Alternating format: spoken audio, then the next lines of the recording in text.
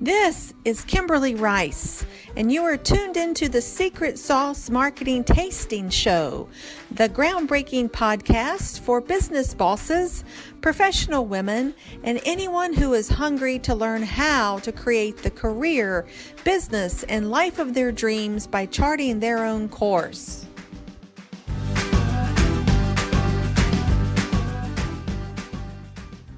I welcome you to another episode of the Secret Sauce Marketing Tastings podcast. Today we have the great pleasure to speak with writer and screenwriter Adam Kosloff from LA, California. And I have to ask you first, in addition to welcoming you, Adam, is how's it going out there in those fiery lands? It's crazy. It was snowing ash a few days ago. We are in the city, so it's obviously not going to come into our neck of the woods, but our daughter's camp, unfortunately, was leveled by the fire. It's very sad. And a lot of people, our friends, have had to flee. And it's amazing. These fires stretch so deep into Malibu and places that we all go for vacation. You know, when we're in Los Angeles, we want to get out of the city into the clean air. And those places are kind of burned down, which is really sad. Oh, horrible. Yeah. We're just so devastated when we see these reports, and so grateful that you and your family are safe, and sad nonetheless. Yeah. I mean, it's so sad. But so today I'm going to share with our listeners, Adam and I have worked together for years.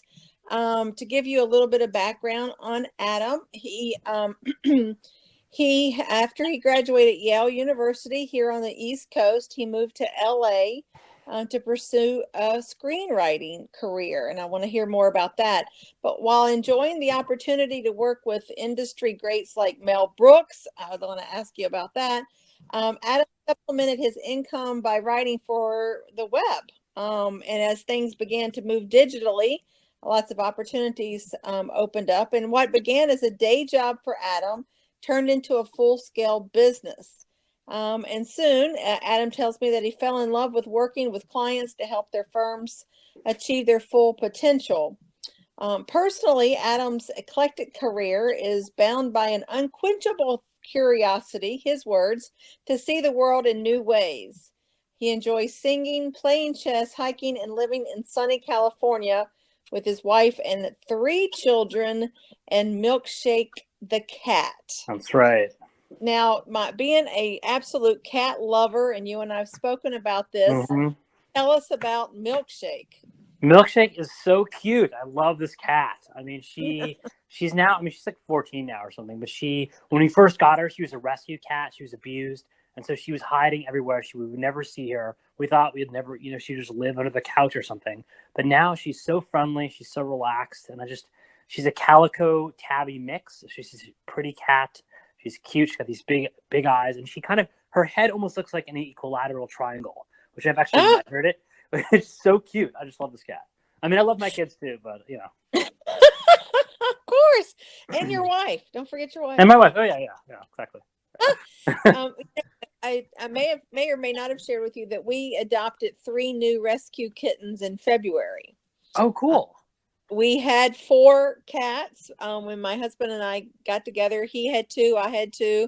They were all about teenagers at the time, and they lived out their beautiful furry baby lives. And we lost the last of the 4 in January. Oh no. Jessie was 20 and a half years old, which is pretty mature for cats. That's a pretty good long life for a cat. She had a wonderful life, and so we grieved them all, and we loved them all. And so when Jessie passed on, the house was so incredibly empty. We do not have children, like as in human children, right? And so we decided to explore the possibility of re-adopting, because the 2 of us, my husband and I, had adopted all the cats that we had. And we have a very, very, very active rescue center here in our town, Cherry Hill, New Jersey. And so we visited it thinking we would come home with 2 kittens, because we believe that they need to have playmates so they don't tear our house apart. Right. And so it ended up that there were 3 caged together that had been together since they were about 2 months old. And so the rescue center did not want to break that bond up. So we came home with 3 kittens. Hmm. Um, and one of them, it sounds like Milkshake. I think our little Flamey, who is a calico female, she was abandoned in a garage somewhere. No. Hmm. And we've had her since February, and we really can't get within about a foot of her. And she takes off. So how long was it before Milkshake finally warmed up to you? Like at least a year. I mean, she Wow. inch by inch, and I think it says like these cats when they're abused as little kittens, which is terrible. Yes. They like it's like human beings. They have like post traumatic stress, and Yes. then for years, I mean, so then she would come out for us, and then for years, like whenever like a stranger or like a relative would come, she would hide. But now she basically kind of chills out. So That's I mean, I think wonderful. there's hope for like the resilience of the cat psyche Yes. exists. So which is good. Well, that's encouraging because all we want to do is love her and play Right. with her, so we continue to keep the faith. But so first of all, tell us about why you chose, what led you to choose to come from the East Coast to the West Coast to pursue screenwriting. Sure. So, my background, as you mentioned, is pretty eclectic. I was always like a kind of a science nerd. I liked entertainment. I like trying to be funny. I was a geophysics major at Yale. Physics. Oh, Geophysics, good. although I was initially microbiology and biophysics, but then I was like, I don't really want to be a doctor, so I've got all these science credits. I should just figure it, just move into geophysics. But then I don't know. I'm not an experimentalist. I'm too sloppy. I like the big ideas and I like thinking scientifically, but I just can't go into the lab. Not who I am. And I was in these a cappella groups at school. I was in this group called the Yale Whiffenpoofs, which is a pretty famous a cappella group. We did world tours and stuff like that. So in this group, we did a lot of like sketches and we tried to be funny. And I just really enjoyed that. I'm like, this is so fun. I want to try and pursue this as a career. So my best friend Zach and I moved to LA around the same time, and he's basically had a similar trajectory as me. Um, and when you're in LA, you gotta pay the bills. You can't just be sitting around like writing in your apartment, otherwise you're gonna run out of money. So I started writing for the web as a sort of a supplement my screenwriting adventures, and I ended up just being really good at it because I think I have a natural tendency. There's 2 things I think I'm good at. One is like the ability to go to look deep into an issue and to see like, hey, what are the wonks saying about this, Mhm. but then translating that for the layperson. So, okay, well, the wonks are saying this and this and this. How do I explain this in ways that normal people can understand? So I think I have a kind of a gift at that, which makes me kind of a good fit for web writing. The other thing is, and it kind of goes along with the screenwriting, is I love coming up with ideas. So how are you going to come up with, like, if you're writing, like, for instance, I wrote this award-winning workers' compensation blog for this new North Carolina attorney, and I don't know workers' compensation. I'm not a lawyer, but I'm like, well, look, how many different, ways can you talk about disability? Like, how do you make this interesting? And this is where the kind of the screenwriting thing, or like the kind of thinking outside the box thing, helped. Like, I remember this one post. This was several years ago. At the time, the space shuttle Voyager was leaving the solar system, and I was really into that. I was like, wow, this is amazing. Voyager was launched when I was 1, and here it is, like, about to cross beyond the heliopause into interstellar space. And I tied it into a workers' compensation blog I was writing by talking about how, like, good things come to those who wait, and sometimes you have to go, go long distances and be patient, knowing that there's like a reward on the other side, and like tying that back to the workers' compensation journey. So it's like things like that that made me sort of, I think, good at this work and enjoy it, even though it was just a day job. And over the years, I mean, I started in 2002 or 3 doing this, and I've written probably like 50,000 articles for the web and hundreds of books. And about 6 years or so ago, I decided, hey, I'm really good at this writing, and I've had all these screenwriting projects simultaneously. But I'm like, look, I got a family, I've got 3 kids. I love to be able to have a kind of a more stable income flow. So why don't I just go, instead of thinking of this as a day job, but like actually I think create a business out of it. You're really helping people, so build it up. And so that's what I did, and I've kind of gone full into it. And grown it, and I've got a whole bunch of writers now who work for me, a bunch of editors who are really good, and it's really kind of fun being an entrepreneur and kind of developing entrepreneurial skills. It's interesting because simultaneous to all this, like I've got all these clients, and I've got my marketing down, and I'm really kind of growing, and I'm also getting these screenwriting projects, which I'm having to turn down or at least defer because I'm so busy with this stuff. So it's kind of an interesting thing. Like the day job is like taken over to the point that I have to kind of defer on these other projects because, and it's all good. I mean that was the whole point of this, is to build this up to the point where I could do these things and simultaneously take on Hollywood. But and also, like, a third thing we didn't mention is, like, I also got very interested in nutrition science and the low carb paleo keto world, and I've blogged a lot about that. I know a lot of the authors in the space, and I'm trying to help lead the revolution to revise our dietary guidelines. So I've had these three simultaneously kind of very different careers, but they kind of dovetail in the sense of what I love doing in all of these different things is getting people to see the world in a new way, whether it's making them laugh with a screenplay, think with a blog and like, wow, I didn't know about this, create a cool marketing product, or get people to think differently about diet.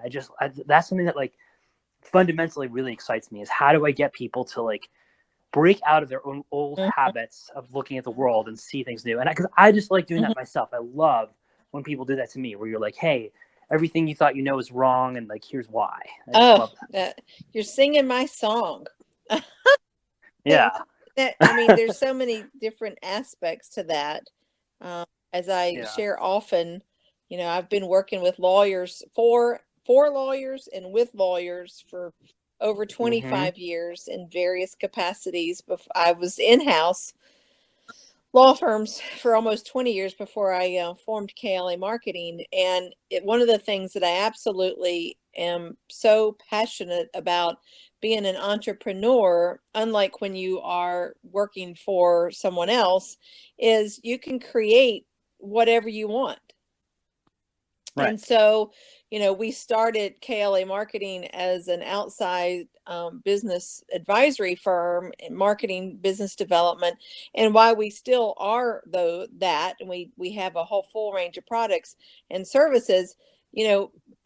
Right now, as a result of the path over the last 10 years, I have such an incredible passion for uplifting and empowering women lawyers and women professionals more than ever before, because of all the things that have happened in our world in the last 2 years that shine a light on the challenges, the sometimes overwhelming challenges women have being women than men do. As far as the Me Too movement, and you just saw this in our last election cycle. There's, it's just. But I work with women all the time that suffer greatly because they're not connected to their inner selves, and they can't present and they don't feel that depth of confidence. And so I trace back so many issues that females, whether it's rainmaking while female or talking while female, back to the lack of confidence. Maybe they're not able to articulate it, but so many of the issues of gender pay gap, and I mean, there's so many different things that are interrelated. But I think that if females are strong at the core, they're not going to allow themselves not to be compensated fairly or treated, in a sexual harassment, assault kind of way. They're going to move on. So anyway, but that's one of the things that I'm pursuing. But back to content, and so share with us. I want you to tell us about your experience with Mel Brooks, because he's a living legend. Yeah, I know. Listen, Mel Brooks is amazing, and I worked on Spaceballs, the animated series, several years ago. I got to write on the show as a staff writer, and I got to write with him and Joan Rivers and Daphne Zanaga, and some of these really. I mean, I loved the movie when I was a kid, so it was cool to get to work with them. And I mean, Mel's like your grandfather. He's like he's still really funny, or at least he was, and just a really sweet guy. And he's what struck me was interesting, is talking about entrepreneurship, is how interested he was in the entrepreneurial details of the arrangement. He's like, how do people getting paid? What's going on with this? And he was really interested. It didn't strike me at the time. But looking back, I'm like, wow, he's really interested in systems and processes and who owns what IP, and not in a way that was like avaricious, but more in a way as like someone who has had to like learn entrepreneurial habits. Like we think of him as a performer or director or writer, but really like, he became a creative professional in this interesting way. And so that, I think maybe that's interesting to your audience, is that you're probably, if you're probably reaching out to a lot of lawyers or people who are trying to build their own firms and businesses. So you probably have more in common with Mel Brooks than you think. And he was also a super nice guy, and it was a really great experience. I'm just want to do more of that kind of work. That's really great. I mean, there's no more fun thing than like being in a room with people who are smart and like you're making jokes and you're like, and you're trying to tweak lines. And there's something very satisfying about getting the right joke or the right rhythm or cadence in a particular line. It's just, or making a story beat click. And it's very satisfying. But it's satisfying in the same way as like when you're building a business or doing a marketing campaign and you're just like, you have that moment where you're like, oh yeah, I solved the problem. Yes. Click. It's that kind of experience is so fun. I absolutely agree with you. There's nothing that I enjoy doing more professionally than getting in front of an audience and teaching and sharing my decades of experience and around the topics that I'm most passionate about, which is female empowerment and confidence. I mean, I've just been developing programs and doing more in this space, but when you see the eyes light up and see the heads nodding, and you know that it's what I'm saying is having an impact, or what you're writing is having an impact, I don't think there's anything like it. Yeah, I mean, and because we're ultimately social creatures, right? And so having epiphanies in a vacuum is not as fun as like seeing what happens when other people are exposed to our ideas. And I mean, even your idea of like help empowering women by just sharing your story and getting them to be free of some bad beliefs about what it takes to succeed is like, I mean, I'm sure it's extremely satisfying where you're like, oh, you reach people and you see, not only do you reach them, but you know that you're making a positive difference. Exactly. A little Mel Brooks story. My husband and stepson and I, just a couple of years ago, Mel was in Philadelphia. They were doing a screening of Blazing Saddles at the Academy of Music. After we saw the movie, the screening, he personally came on stage and did an answer question session with, I think it was some other person that I don't really remember who it was. It was a young guy. Maybe it was a manager type person, but he commanded the stage. He did. Mel Brooks commanded the stage. Hilarious. He was giving us kind of an inside scoop on different pieces of the production of the movie and some of the supporting actors and actresses. I think it was Madeline Kahn who co-starred. And I mean, it was like he's 93, 4 years old. I mean, it was just like he was, like 60 or so. Yeah, he's got a lot of energy. Wow. Yeah. So now that your day job has become your full-scale business, Virtuoso Content, and you guys create high quality marketing content to showcase firms and put forth their stories. Share with us your unique perspective as what you see as one of the most helpful and most important reasons why clients need to develop and share content. Well, I mean, why do they need content? There's a million different things you can do with good content. Obviously, like, it's a marketing vehicle, it's a branding vehicle, it's a way to even just experiment with your own thinking about where you want to take your firm, writing a bunch of blog posts or books and seeing what hits, what lands with people, what you like doing can actually feed back and give you insights about where do you want to take your practice. The one danger with content is that, first of all, like you need to know what you're going to do with it. I mean, because there's so many things you can do with it, and it's really important to have some marketing strategy in place, like working with someone like you, who can guide you and say, here's what you do. You do this, this, and this, and so you don't get too far off field. and obviously track what you do. I don't really do the strategy piece, although I'm aware of it. I just stick to the actual knitting, which is just creating good content. And to the point that like the ideal that I was trying to go for is, can I create content, or can Virtuoso create content in such a way that it's exactly what people want and need, and in a way that minimizes how much effort they have to do to babysit us. So basically, the ideal is we're going to read your mind. We're going to produce the exact kind of content you need for whatever the purpose is, and you're not going to have to edit it or think about it. It's just going to come to you. And obviously, we don't always hit that, but that's what I would like to do, you know. And along those lines with Virtuoso, try to create something that's worth that's benefits everyone in the chain, so that the writers feel like they're getting paid well and having a good experience. The clients feel like this is great content. I'm proud of this. And that the reader is like, wow, this is worth my 3 minutes of time to read this. And kind of like the opposite of what what people call the content mills, which is where I came up, which is just kind of like cheap content that no one wants to read, that people are going to put up because they think somehow Google will like it if you just publish massive quantities of crap. And so, you know, I think the idea is to come up with the opposite of that. I'm like, hey, like, let's use this tool as it's intended to educate people, to give them ideas, and then ultimately to, you know, educate them about the value of your products and services in a way that's authentic and that is actually, you know, makes sense. It's reaching the right people, and hopefully your products and legal products and services dovetail with the message, so that, you know, you pick up where the marketing leaves off and you're able to deliver the service.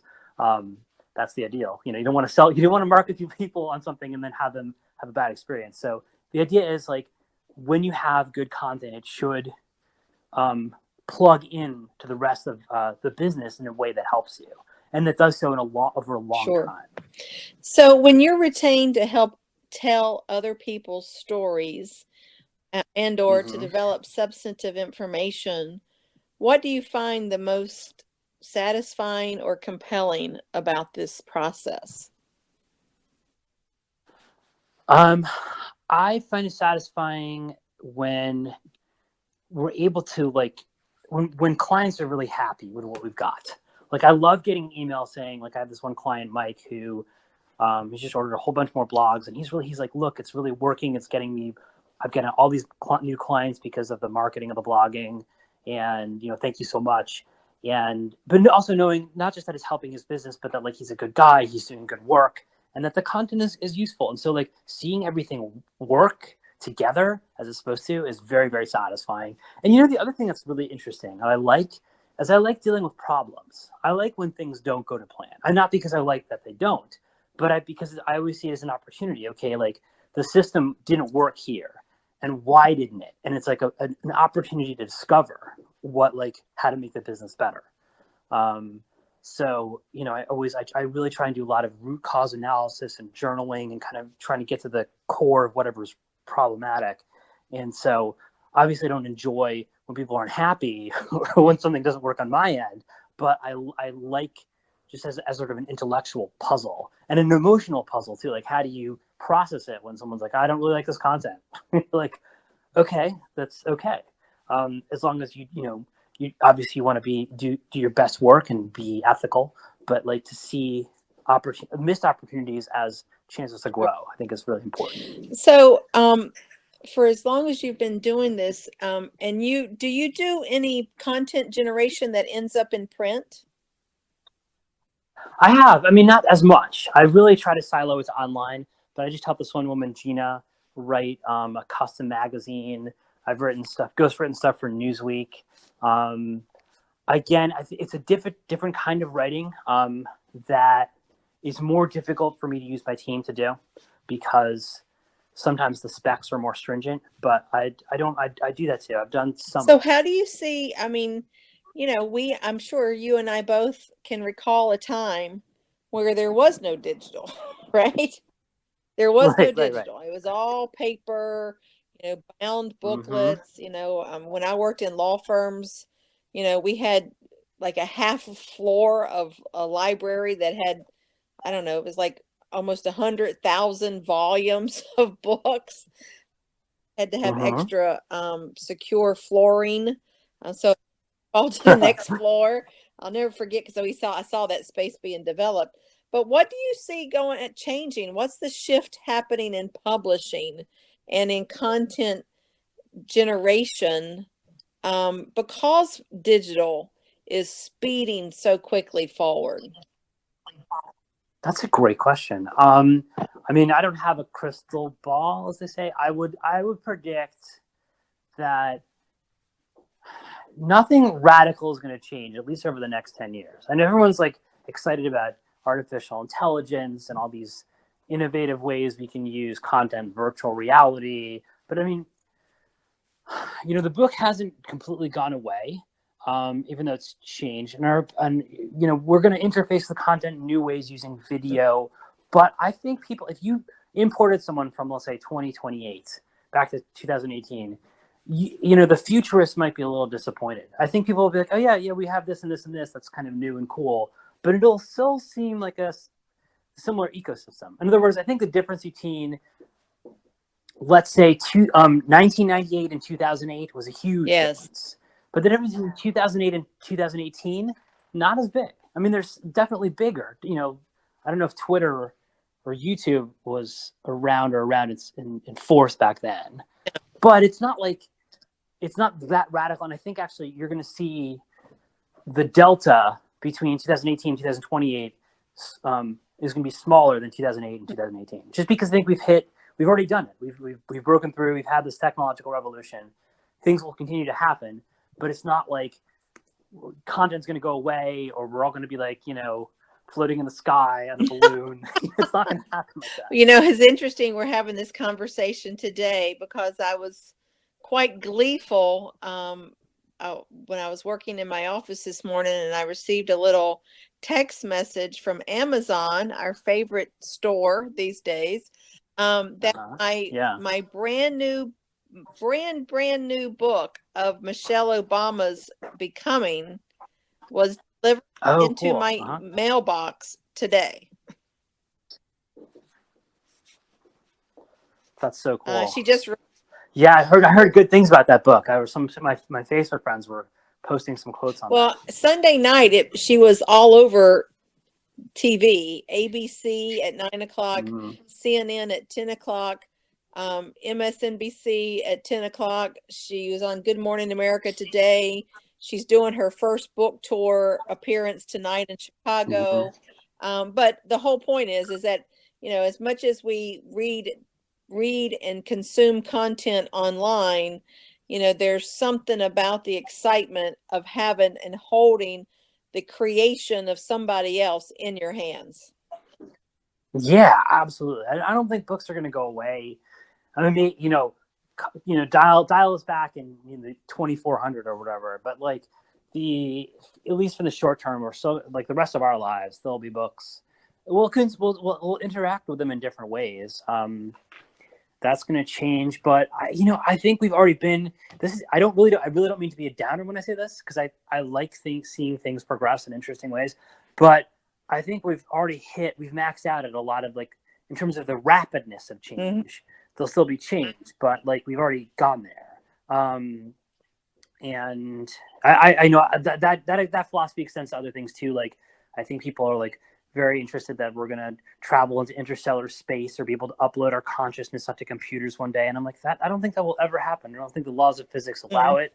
And that, like, one of the reasons because we live in this time of incredible, explosive, exponential technological change, our minds tend to extrapolate forward and think in those terms. Like, okay, if the futurists are right, we're going to have massive technological progress. Will just be the way of things until we all turn into beams of light. Versus, like, no, that's I think what happens is, like, with all kinds of technological change, like you hit an exponential period of growth, and then it tapers off.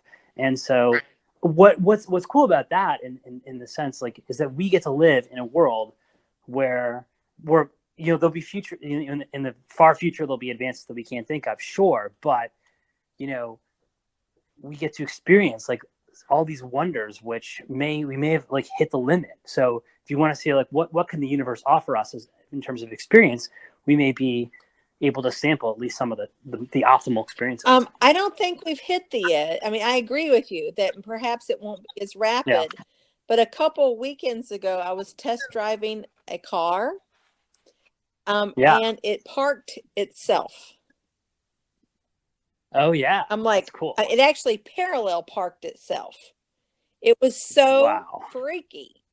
I I've never been in a self-driving car. That's really awesome. I mean, I pulled up right next to a car, and there was a big space behind the Mm-hmm. car. The sales rep said, your car is or not I didn't buy the car yet, but this car is assessing whether or not it can fit into that space. And he goes, take your Wow. hands off the wheel. And it honestly, it turned the steering wheel, and pulled itself back into this space. It was one of the most freaky experiences. Talk about technology. Yeah, that's super cool. I mean, that's funny. As I'm into chess. I'm a tournament chess player, and like one of the most exciting developments in chess is this machine learning algorithms, these Alpha Zero and Leela chess. And what they do is, unlike other super chess computers, which can beat any human player, this way to Sunday, these new computers aren't programmed. They learn the game from the ground up. They're just taught the rules, and then they play against themselves millions of times, and they discover these best strategies. And so it's like a whole other technology. And these computers are crushing the old generation of computers. And watching them play, because I know enough to like glimpse what's happening. It's so beautiful. These machines almost think in these human terms. Like the strategic ideas they have are so deep, and they're so thoughtful and beautiful. You're like, wow, I can't believe a machine came up with this. So there's like exciting stuff on the road. I mean, not just for chess and driving, but for content and marketing. I'm sure, especially with AI, we're going to see lots of that coming up. So I don't mean to imply that there's nothing new under the sun. There's like going to be some exciting stuff. So what do you see, going back to content generation and all the different types of clients that you work with? What do you see most people struggle with when they struggle with time?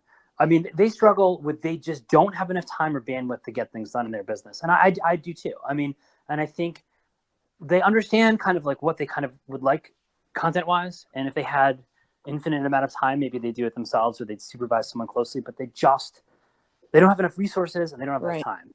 And so as a result, either they don't do the content, they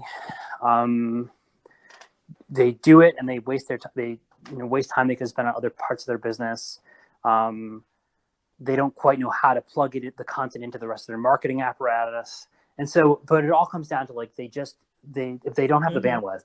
And so I feel like it's what you and I do, like, is like our goal is in some ways to free them up. So like by like, working with you to deal with strategy and all the other pieces that you deal with, they can kind of like breathe a sigh of relief and be like, okay, Kimberly's got it. She's going to be kind of my safety net. And so I can concentrate on the other pieces of my firm.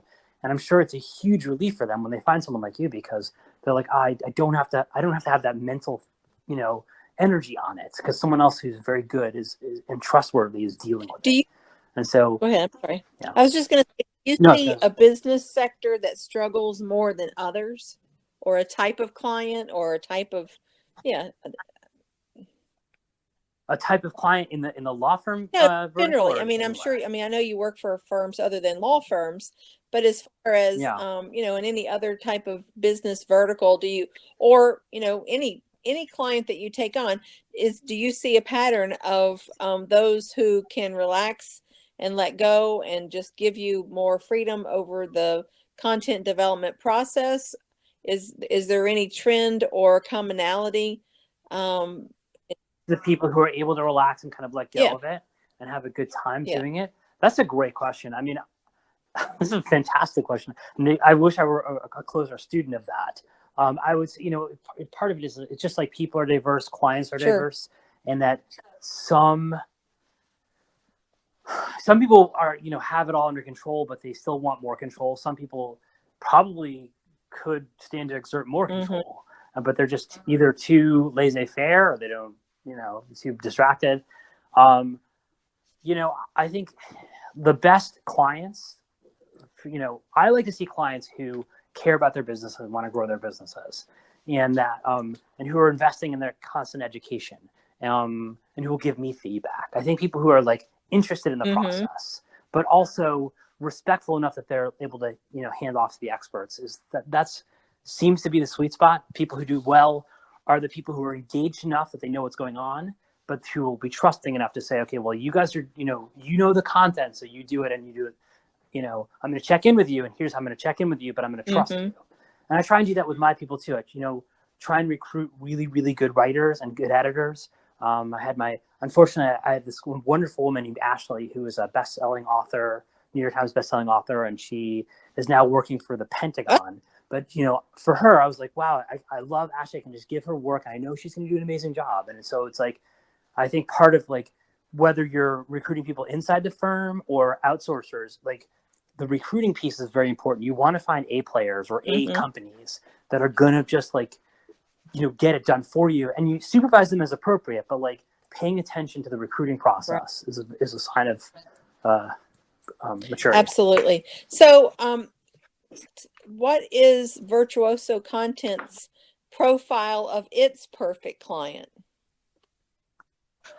My perfect client, well, the client, I love working with people who will give us leeway creatively, who will order like a lot of blogs. Blogging is my favorite thing to do, blogging and newsletter writing, just because it allows us to be super creative. Like I do web pages, I'll do books, email stuff too, but I like blogging because it's more fun and it's one-off. And who are frankly doing good things for the world. I mean, I just wrote this, a good example of like a perfect client is from not a lawyer, but this guy who is working in the student loan industry, and he's a whistleblower, and he's trying to get people to, there's a lot of misinformation about student loans, and he really is a good guy, and he's like trying to, tell people how it is and like what they should do and what they shouldn't, and how they should take advantage of programs like forgiveness and these kind of what do they call them? IS. There's a certain kind of a plan that is like much better to do that can get your debt reduced. And anyway, I love working for him because Larry just cares, and he's trying to do good work for the world. So in addition to like kind of giving me the creative leeway to create these blogs, he's also like, what he's doing is he's touching people's lives in a good way. And a lot of my attorney clients do the same thing. They're like, I'm on a mission to like help. This one woman I should introduce you to. She's like, I want to help empower women during divorce. And it's like, absolutely, I can totally get behind that. And it makes me, I work hard for everybody, but when I hear that kind of mission and that passion, I care extra much. I'm just like, we got to help this woman. Right. How do we do That's phenomenal. Phenomenal. Well, I want to be respectful of our time. This has been fascinating and very uplifting. But is there anything else, Adam, that you think that you can share with our listeners who could be very well lawyers and legal professionals, but other professionals in business about content development generation? One thing we haven't spoken about is, and most of our law firm clients just don't think about it, is the value of repurposing. Oh yeah, repurposing is a great idea. I don't do this as much anymore, but I used to do something called blog to book, where I would write blog posts in a way that they could be repurposed as books. But you can think of ways to do that in your firm, and it's gonna help. If you create a podcast like you're doing, you could turn that into a blog post or a series of newsletters, or vice versa. If you have a bunch of newsletters that you spend a lot of time in, turn it into a book, or have someone record a podcast. So that way you can get the word out in these different platforms. But I think even beyond repurposing, what's most important, and the kind of the overall idea here, is you need to know what your strategy is and measure it. So you're creating content. This is fantastic, but how is it going to go out into the world? What is it going to do for your firm? How are you going to know whether it's met your objective? And those are questions I think, like, I mean, I can help talk through, but like someone like you is a much better person to talk to about that stuff. So, you need to have your strategy. Otherwise, like, you can create amazing stuff and it's just going to go off into the ether. And it's not because there's so much. And that's one of the things that we counsel, it's, content with a purpose. Right. Exactly. Because there's so much, I hear from clients, I know my greatest stress point is email.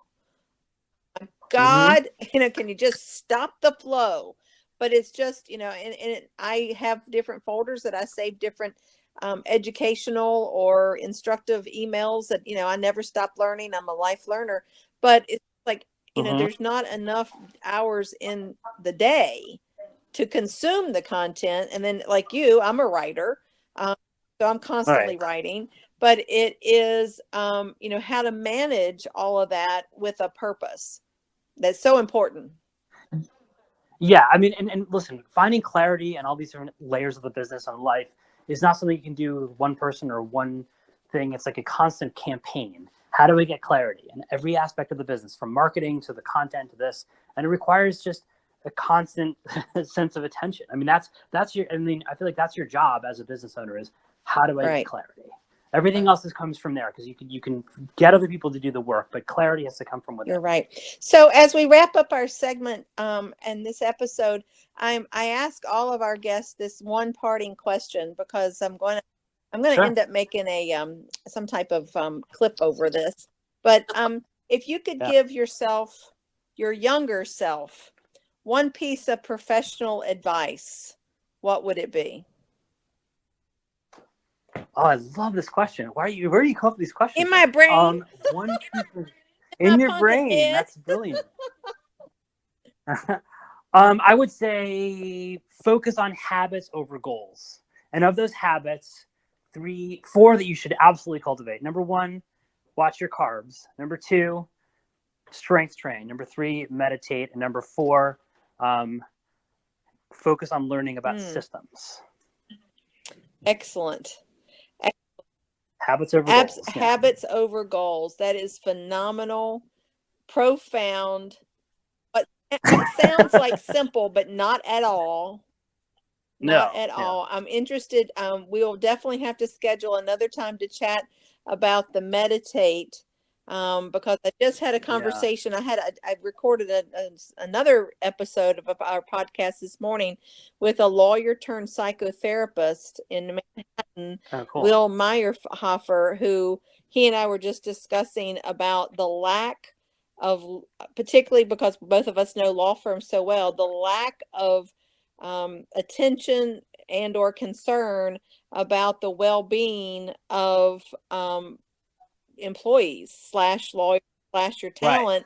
Right. There was a big ripple in our world yesterday that came out, is the widow of a big law partner who committed suicide recently wrote an open letter to her deceased husband's law firm.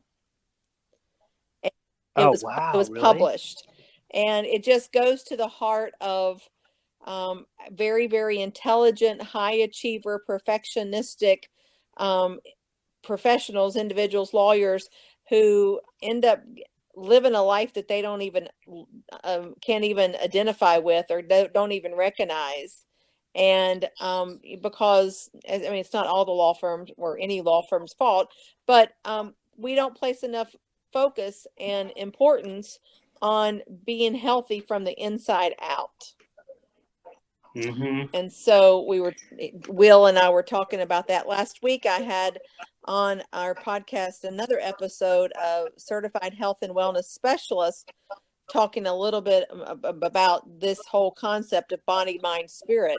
And you just can't sustain the fire burning with no downtime or no cool time.